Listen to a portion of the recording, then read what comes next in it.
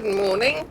Here I am behind my hydrangeas. Actually, no, I'm not. I picked these last night. They're absolutely beautiful because I had some of my neighbours over for drinks. Now, I don't know about you. I love my neighbours. I've been so lucky.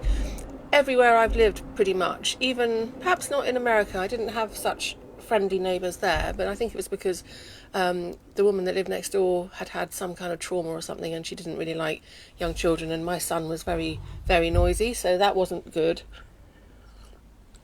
Everywhere else I've lived, my neighbours have been absolutely amazing. And I don't know about you, but I think having good neighbours is just the best thing ever.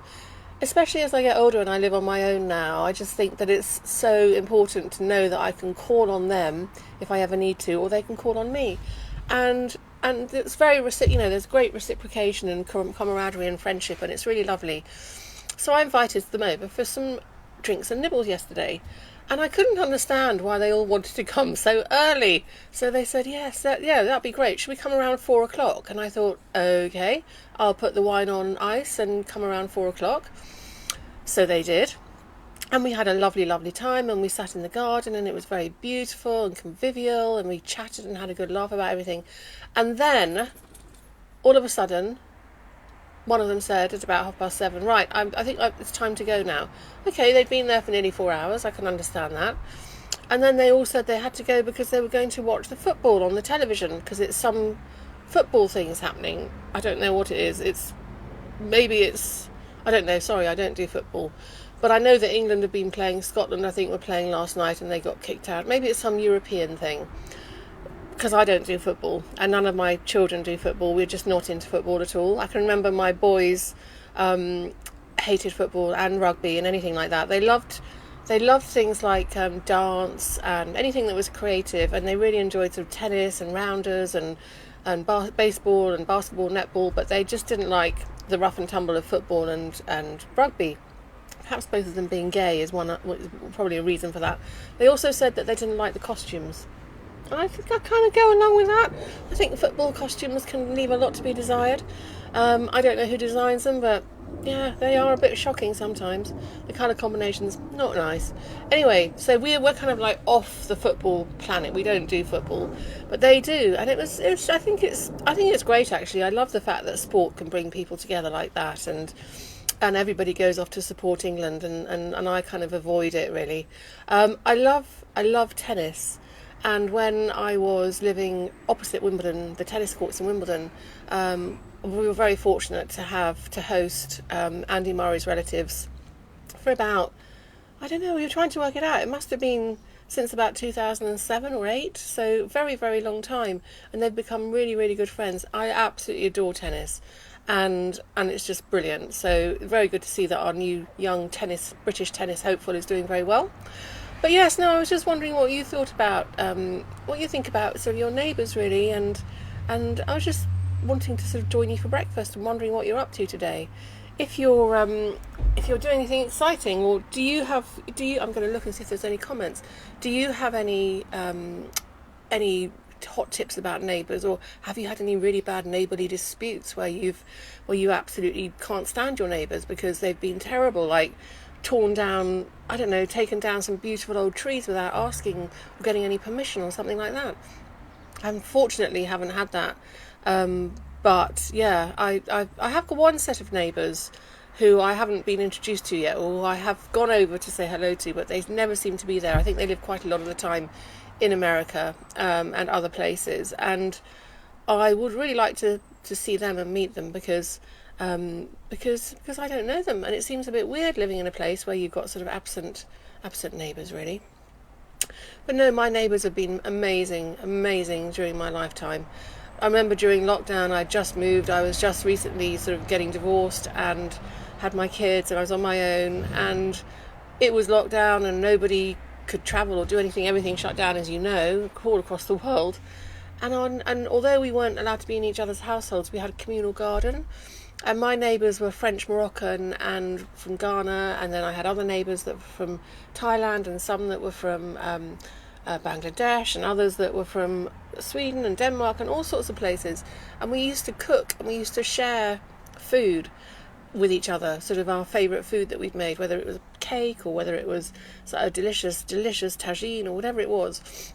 And it was really lovely, and we would have a glass of wine or something over the, well away from each other, but we would sort of stand and chat, and that was really, really nice. It was lovely to know that people were still there, even though we were in the sort of depths of doom and gloom with lockdown and things. So lovely sort of spirit from all of the people from all over, real mishmash from all over the world.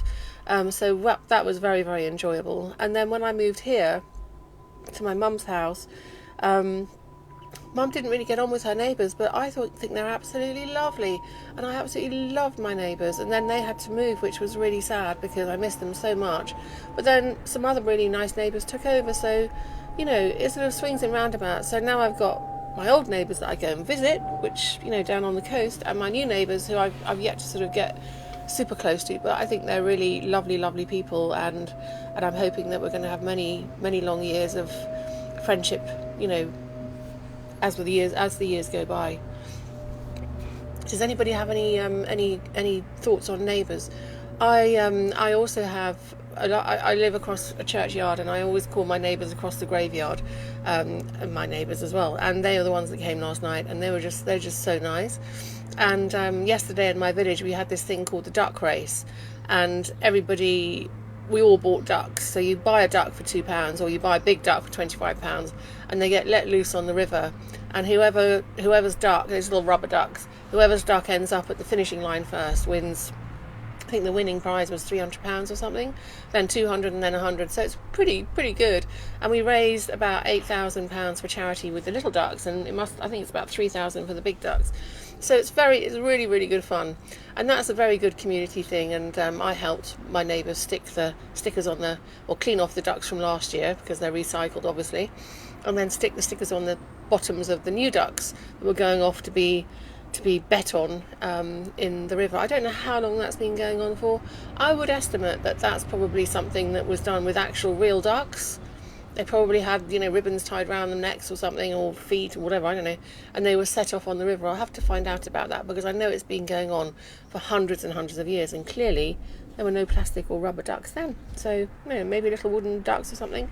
But it was really fun, and a dog competition, beauty contest and things like that. So yes, going back to dogs, if anybody has any ideas for dogs for me, I am looking for a little toy poodle cross or poodle, and I really love the ones which are sort of spotty and mixed mishmash, a bit of scruffy and mishmash. I'm not looking for anything which is all kind of super polished and coiffed and incredibly sort of beautified and has this little silly poodle clipping the way that they're clipped.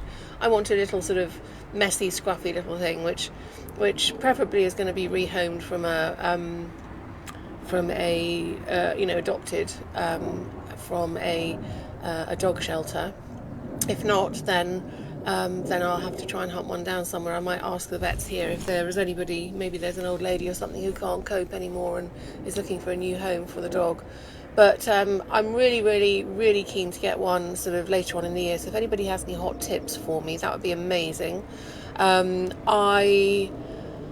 If you could just put them in the comments, that would be fantastic, and I can have a sort of rummage around. Or if there's any other breeds which are hyperallergenic, which are not yappy and don't bite and are easy to train and are sweet with little ones as well as other dogs, then please do let me know. Some of you might have some really amazing dogs that I maybe not have thought about. I'm going to have some coffee. Pillar says good morning. Rosemary says good morning, everyone. Good morning, Rosemary, lovely to see you. Oh, that coffee's really good. When you have the first coffee of the day and it's just so delicious. Anyway, I would like dog suggestions, please. So small, easy to manage, because I want to be able to lift it up and carry it if I have to wash it, give it a wash in the sink, not have to sort of drag it, upstairs or into the shower. Hi there, Pillar, good morning. And I want to be able to easily look after it, lift it into the back of the car, things like that, because I've got rheumatoid arthritis, and I don't want to be in a situation where I can't, in sort of 10-15 years time, I can't manage it. Excuse me. So it has to be a little one, and as I said, the hyperallergenic side of things is absolutely vital because there's asthma in my family. Susie, I've got a tickle. Sorry. Yeah, there's asthma in my family and allergies and things, which you can probably hear. Anyway, let me know what kind of dog you'd recommend and I will go and have a glass of water. Have a fabulous day. Lots of love. Bye bye.